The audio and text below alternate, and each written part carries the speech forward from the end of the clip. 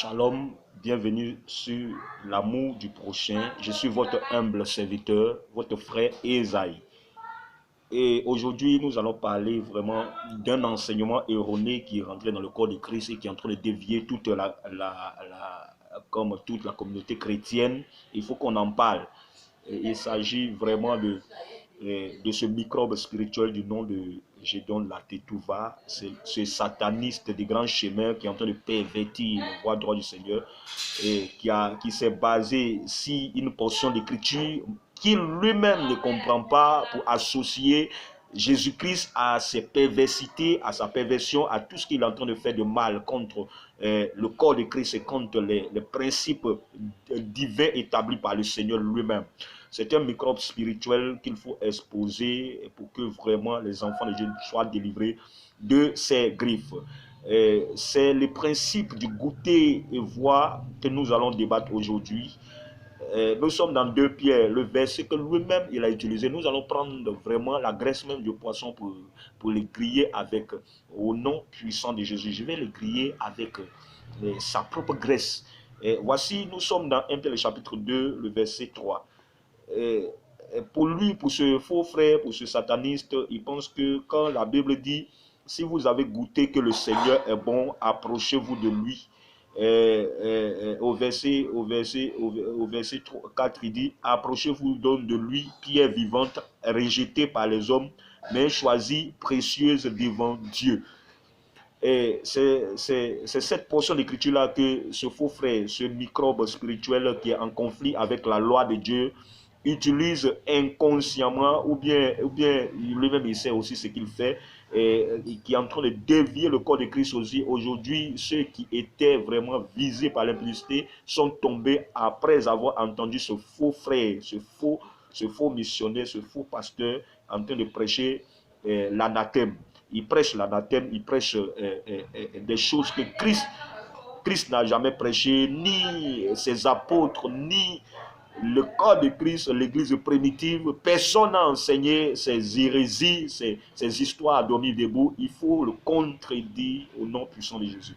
Donc, je relis cette portion d'écriture. Nous sommes dans 1 Pierre, le chapitre 2, le verset 3 à 4. La Bible déclare, « Si vous avez goûté que le Seigneur est bon, approchez-vous de lui, pierre vivante, rejetée par les hommes, mais choisie, précieuse devant Dieu. » Et je vais lui dire, quand la Bible dit, si vous avez goûté que le Seigneur est bon, ça veut simplement dire, si ton premier jour, on t'a prêché la parole, on t'a annoncé l'évangile, et que ta conversion a été un miracle, et que toi-même tu t'es réjoui depuis le premier jour que Christ était bon, et la Bible t'encourage de rester demeuré, rester attaché, rester accroché à lui. C'est ce langage-là que l'apôtre Pierre véhiculait. Ça n'a rien à voir avec les désirs sexuels qui a appris son esprit, qui a appris sa pensée,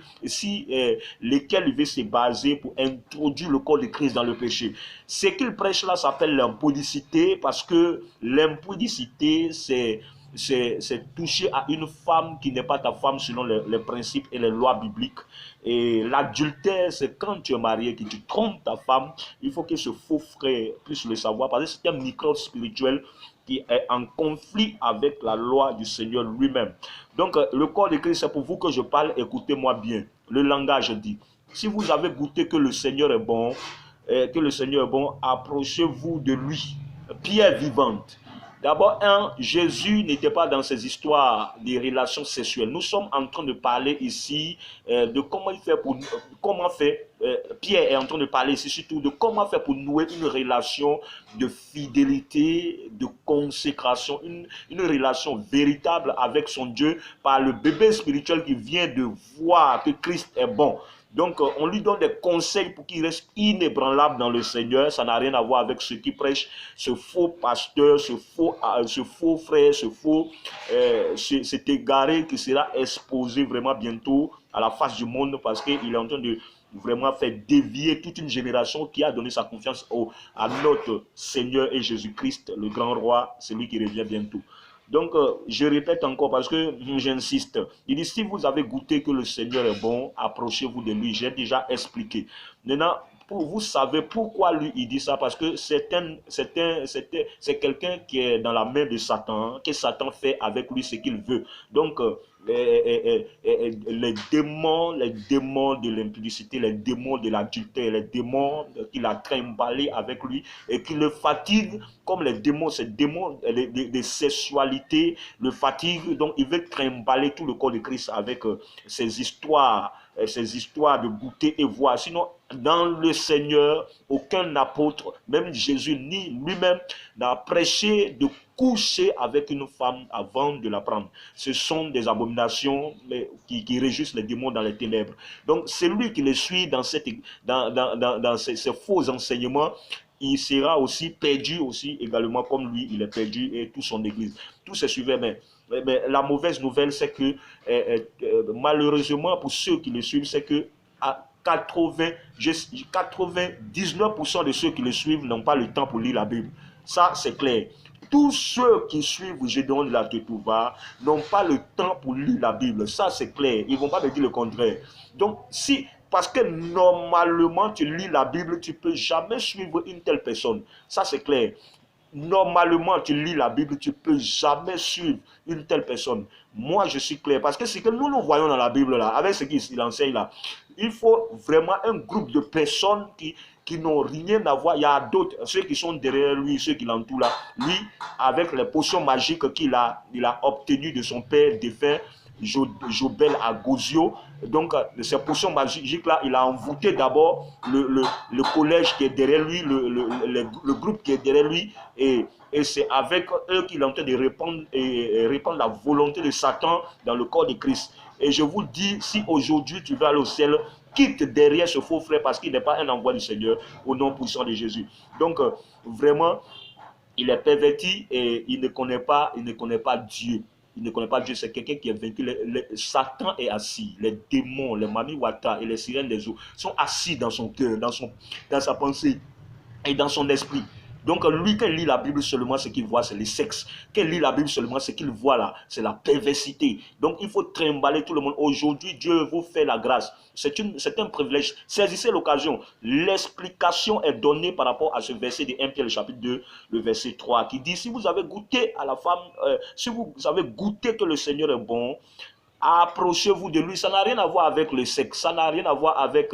on est en train de parler vraiment de l'amour qu'un chrétien nouveau-né qui vient de commencer l'évangile peut avoir pour être un bon disciple dans les années à venir, dans les temps à venir. Ça n'a rien à voir avec ces désirs sexuels qui sont en lui, vaincus par les démons de famille, les démons, vraiment le monde des ténèbres. Il loge, il est une habitation des démons. Cet homme-là, Dieu ne le connaît pas. Donc, comme il ne connaît pas les Écritures, il baigne seulement ceux qui ont la conscience faible. C'est ceux qui ont la conscience faible qui tombent dans son filet. Lui-même, il est un microbe spirituel en conflit avec la loi du Seigneur lui-même. Et Dieu va l'attraper. J'avais donné une révélation. Les gens ont commencé à l'exposer. Ça avait commencé déjà, mais on va donner des vidéos où les gens vont l'exposer encore plus. Il sera arrêté. On ne se moque pas de Dieu. L'impudicité, c'est l'un des péchés qui fait mal à Dieu. Partout où Dieu avait repris ses enfants par rapport à comment il faut vivre par rapport au péché, il y a toujours le mot impudicité et adultère. Partout où Dieu a parlé du péché dans la Bible, vous allez voir ces deux mots-là, impudicité et adultère. Alors Dieu insiste sur quelque chose qui est très important. Dieu n'insiste pas sur n'importe quoi. Quand Dieu insiste sur quelque chose dans la Bible, c'est que ces choses-là vraiment est très importante. Et moi j'ai vu partout où Dieu était en train de reprendre les gens par rapport au péché, il y a ces mots-là, impudicité et adultère. Impudicité et adultère. Bon, c'est un truc que Satan vraiment utilisé pour s'incarner en l'homme. C'est pourquoi il faut en parler. Donc il faut lui dire que ces histoires-là, que si tu as goûté, ce n'est pas ce que ça veut dire. L'explication est donnée dans cette vidéo et ça va vous faire du bien au nom puissant de Jésus. Dans votre humble serviteur, soyez bénis au nom de Jésus. Amen.